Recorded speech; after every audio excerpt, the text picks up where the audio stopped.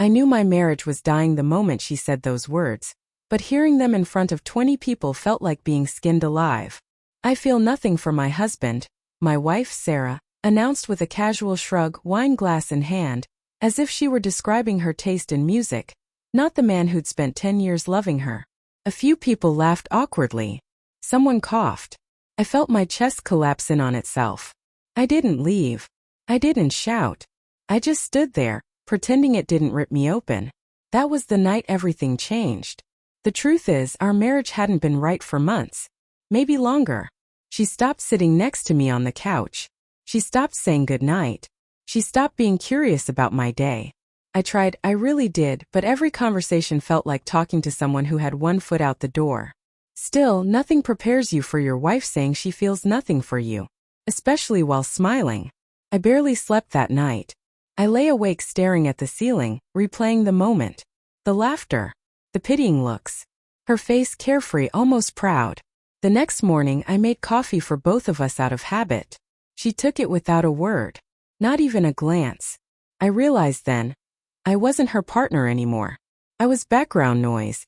But fate has a strange way of revealing the truth. 2 weeks after that party, we attended a brunch at her best friend Lily's place. Lily had known Sarah for over 15 years. They were inseparable. If Sarah had a secret, Lily knew it. I didn't want to go, but not going would have made me look bitter. Weak. So I went. The house was noisy, full of people I barely recognized. Sarah drifted away from me the moment we walked in, floating from group to group like she was already single. I stood alone near the counter sipping a drink I didn't want. That's when Lily came over. She touched my arm softly like she was afraid it might break. Hey, how are you holding up? I didn't know what she meant at first. Then I realized she'd heard. Everyone had heard. I'm fine, I lied. She frowned. You don't deserve what she said. Her voice trembled. None of it was fair. I looked at her properly then. Her eyes were red like she'd cried recently. You two talk a lot, I said quietly. Did she say anything else? Lily swallowed hard. For a moment, I thought she might actually tell me something. Then she shook her head and lowered her voice. Just be patient with her, okay? She's confused. Confused. The word stung. Before I could respond, Sarah appeared behind her, smiling brightly. Lily, there you are.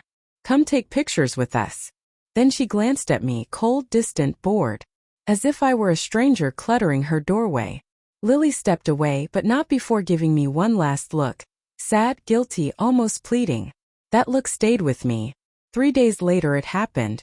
I wasn't snooping. I swear I wasn't. But while grabbing my jacket from the living room, her phone buzzed on the table next to it. The notification lit up the screen. Lily, you can't keep doing this to him.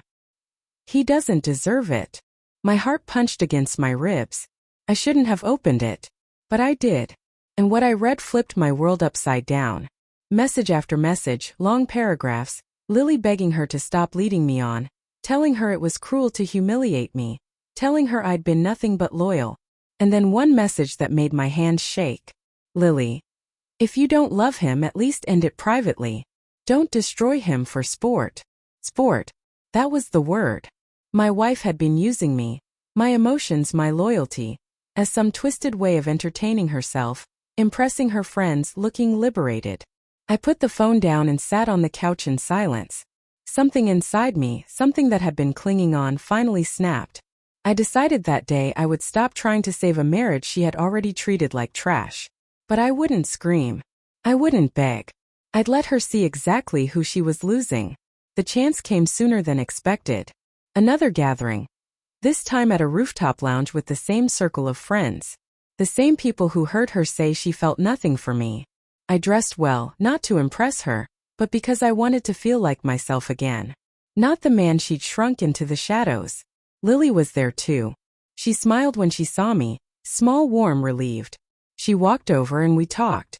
Not flirtatiously. Just kindly. Comfortably. More connection in 5 minutes than I'd had with my wife in a year. People noticed. And so did Sarah. At one point Lily leaned slightly closer to whisper, I'm glad you came. You look happy. It wasn't romantic. It wasn't planned. It was just genuine. But that was enough. Because my wife froze. I felt her eyes before I even turned to see her, wide, burning, confused. She walked toward us slowly, her jaw tight. "What's going on?" she asked, voice sharp. Lily stepped back immediately, startled. "Nothing. I wasn't talking to you," Sarah snapped. Then she looked at me with an expression I hadn't seen in months, fear. Fear of losing something she thought she owned. "You're awfully close," she said. I stared at her calmly. "You said you feel nothing for me. Remember?" Her face drained of color. People around us turned to listen, just like they had when she embarrassed me.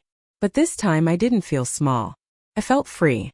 Lily whispered, "Sarah, don't." But Sarah wasn't listening. "Are you too? What is this supposed to be?" I took a breath. "It's nothing," I said. "Just a conversation. A respectful one. Something we haven't had in a long time." Her eyes glistened. Not with love but with panic. "You're my husband," she said. The words sounded strange coming from her. Like she was realizing it for the first time. I nodded. "I was. Until you made it clear I'm not someone you value." She opened her mouth but nothing came out. For the first time in months she was the one speechless. We didn't fight. We didn't scream. I left calmly and for once she followed. Outside she grabbed my arm. "Please don't do this. Don't leave." "Why?" I asked. "You don't feel anything." She broke then, tears streaming, voice trembling.